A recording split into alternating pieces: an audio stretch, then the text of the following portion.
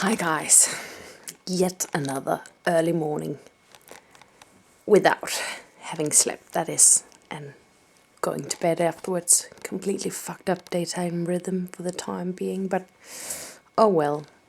I get some videos done, so I guess it's good. I was inspired to do another video about martyrdom because Carrie Callahan over at her channel, which is called Carrie Callahan, made a video a while back about the martyrdom trip that many women take on because of the way we've been socialized. I think she's taken it down now, but I thought it was really good and it inspired me so because I could just recognize myself in it so well. This notion of how we are socialized in our culture to,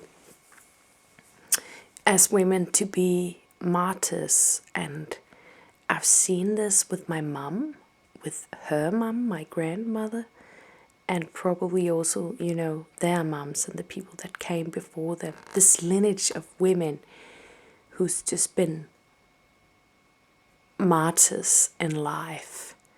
And I looked up the definition on Google of what a martyr is and what martyrdom is. And it said, a display of pretended or exaggerated suffering to obtain sympathy.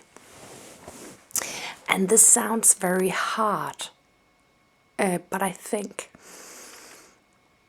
there's this secondary reward you get when you do something that sucks, something really unenjoyable, which many women do, which many women take on, and you sometimes wonder, why is it always the woman or the girl who takes on this horrible task, in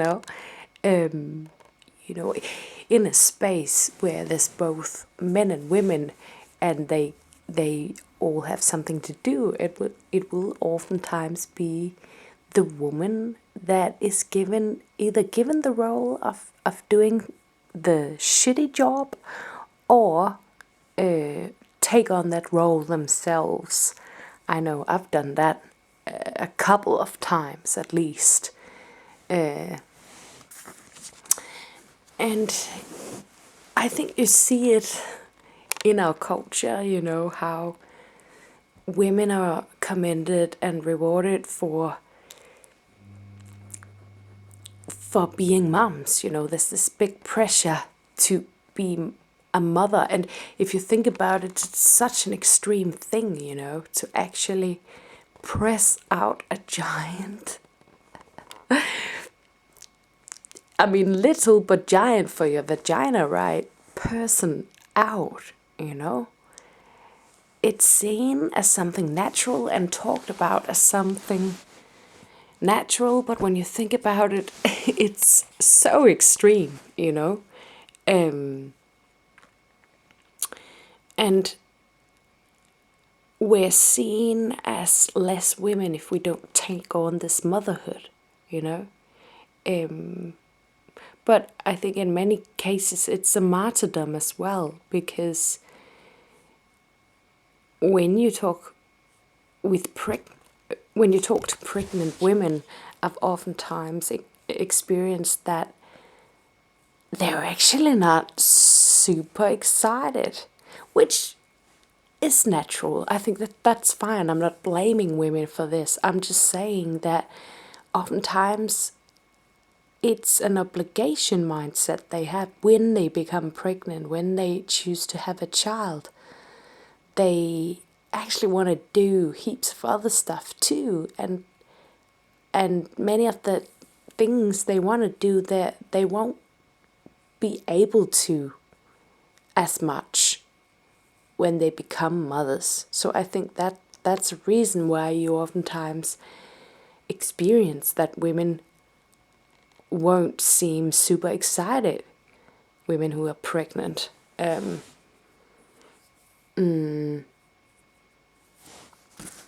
Yeah. when I look at my mom,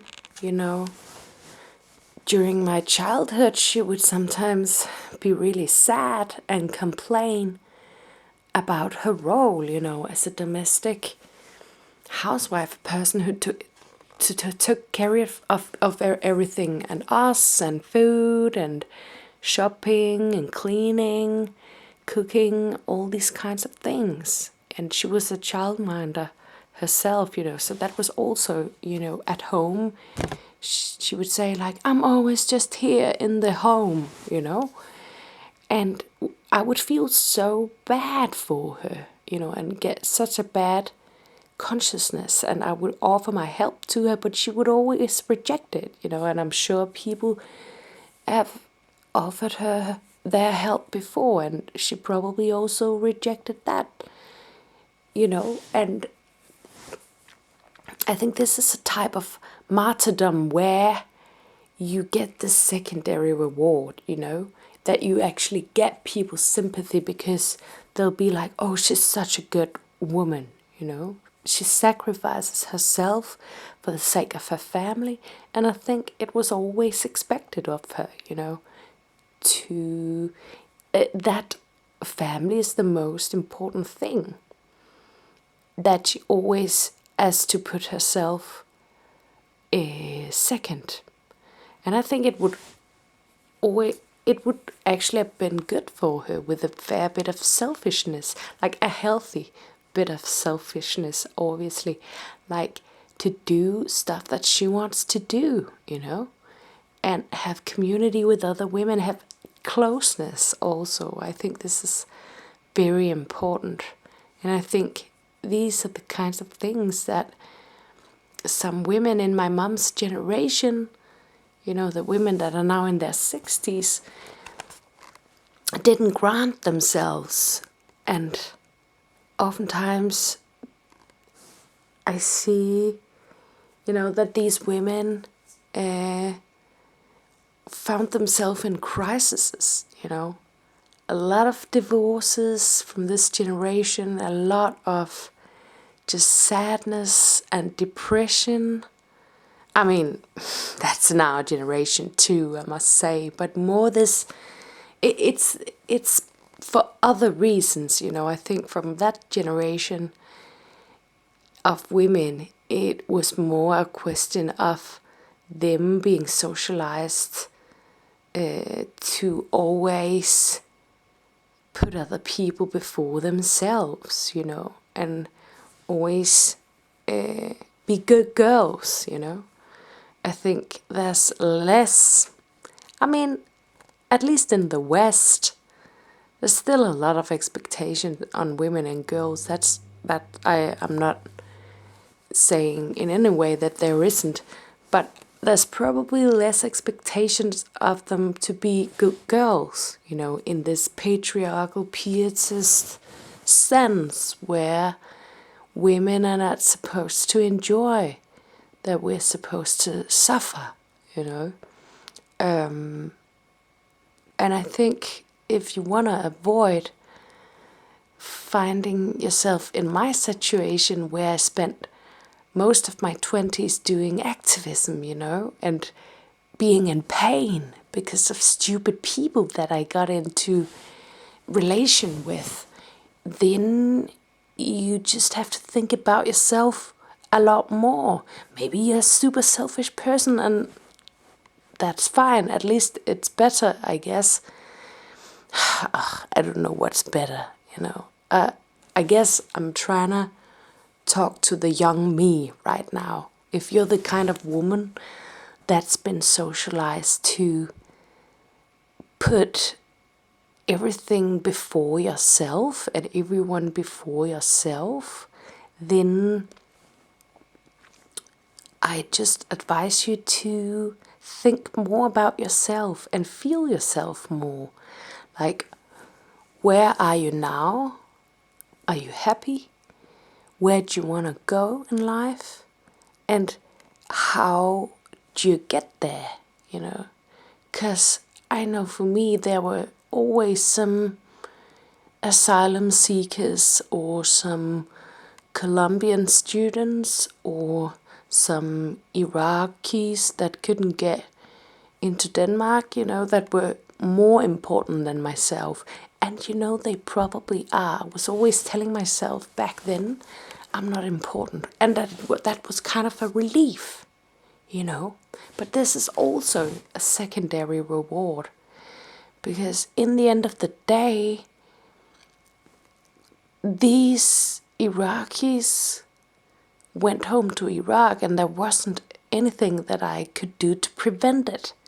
We tried, and I think you should always try, but there should always be a balance in your life. I completely overwhelmed myself with activism, and I kept saying yes to everyone who was like, oh, do you want to do this? And we should do this. And there's also this course, that is very important.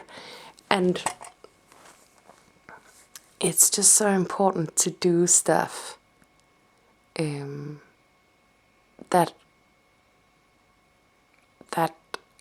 that doesn't make you lose yourself, but that actually makes you go that in life where you want to go. It's great if you have time for activism too. I really wish I did. I think I just feel I'm in a place right now where I feel that I've just kind of paid my dues, at least for a very long time. I'm just not willing to right now to sacrifice my well-being and sacrifice all my time in something that will laten me even more. Like, I always had places I wanted to go in life, but I guess I also at the same time just thought that it wasn't as important as helping the less privileged. And also I think I felt that was also a place to go, and that there's no less valid place in life to go, as long as it's, not something that completely fucks up the world or fucks up yourself, But then I kind of indirectly fucked up myself a little bit. At least I learned. I'm not going to say that I regret anything. I just think I would have benefited from being more selfish and doing more of the stuff that I love. And at the time, I think I also kind of loved activism, but it was also a way for me to have a community with other people, I think. And I think I experienced that it wasn't always a great way to find community, because there were so many hierarchies and, power relations, in these group dynamics. And that sucks. Like, what I want to do right now, what I feel most like doing, is being part of a feminist support group, where we support each other, and where it's not about whinging and whining, but about lifting each other up. Of course, crying and being sad and angry is totally valid. I'm just saying I'm not interested in the kind of, unconstructive patting each other on the back, telling each other that it's okay to just waste yourself completely, That's not something I'm interested. I'm interested in challenging each other and holding each other up to a higher standard. Oops, I think I got a bit off track there, but I hope it's okay. Yeah, so, I think healthy selfishness is important. I think, that you have to really think about yourself, and it's hard when you're so commanded for being selfless in this culture, especially as a woman, that you're commanded for choosing to have children, you're commanded for taking on this shitty task, you're commanded for just looking good and having that shitty job to do with grooming yourself and spending heaps of time doing shaving and makeup and hair and expensive clothes that you can't afford, and all this stuff, all this stuff that isn't, at least in the same way, expected from men. So, yeah, I think this pattern that I did was something that I learned. You learn what you see, and I've seen the women in my life sacrifice themselves a lot, My grandmom, it's so funny when I see her, she's like in the end of her 80s now, late 80s, and she still lives on her own and is pretty physically capable. And it's funny how she does all these things that she doesn't need to do, like domestically. She cleans so much, and the grave, my granddad's grave, is always like perfect, and everything in the house still has to be perfect, Although she lives alone and don't really often, not that often, have visitors, she actually prefers to live alone, So she just, spent the time cleaning, and I guess it's good for her body. It keeps her physically active, and that's probably why she's still in such a good shape. But it's amazing when you think about all my wardrobe I have full with woolen sweaters and socks that she did for me. And it must have taken so much time, I think Germaine Greer talked about this in a speech I watched sometime on YouTube, where she was talking about these women knitting, and just like sacrificing their time in this way for their nearest people, like their family, which they're supposed to. So yeah, it's all part of this martyrdom. And I think it's important to be aware of. Just check yourself and think about how you've maybe been socialized to be a martyr, and how that gives you this secondary reward when people commend you for doing something unenjoyable, So good luck, and I see you next time. I really have to sleep soon. Bye.